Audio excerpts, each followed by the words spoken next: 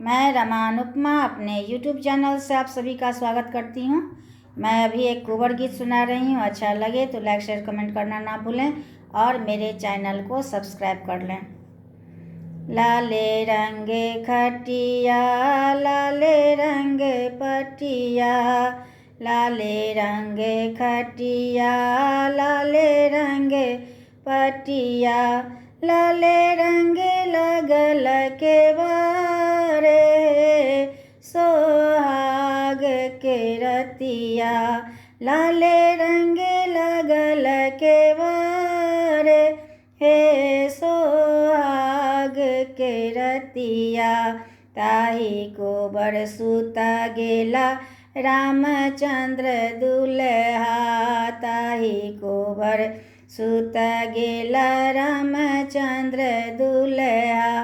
पीठी लागल सिया सुकुमारी हे सोहाग के रतिया, पीठी लागल सिया सुकुमारी हे सोहाग के रतिया। घूरी सुतु फिरी सुतु सासु जी के बेटिया, घूरी सुतु फिरी सुतु सासु जी के बेटिया।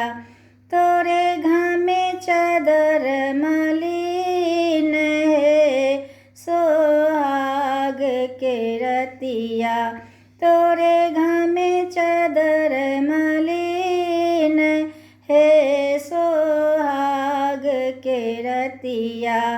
एते बचन जब सुनलनी कन्या सुबे, एते बचन जब सुनलनी कन्या सुबे। धए लेलन नैहर के बाट हे सोहाग के रतिया, धए लेलन नैहर के बाट सोहाग के रतिया।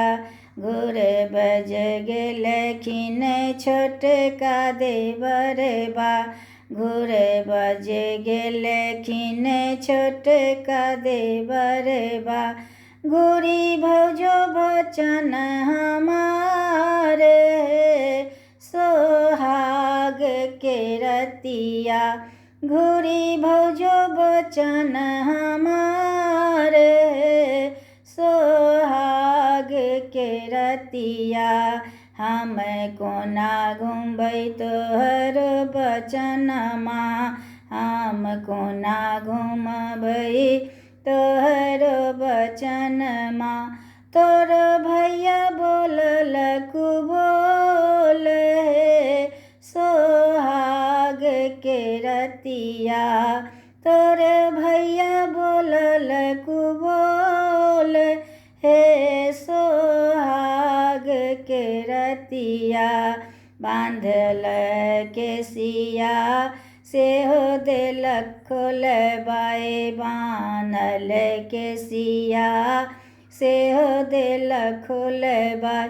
शंखा चूड़ी सेहो खोलबाई हे सोहाग के रतिया, शंखा चूड़ी सेहो देलक खोलबाई हे सोहाग के रतिया। छोटकी ननद सा जुड़ा बनबा देव, छोटकी ननद सा जुड़ा बनबा देव।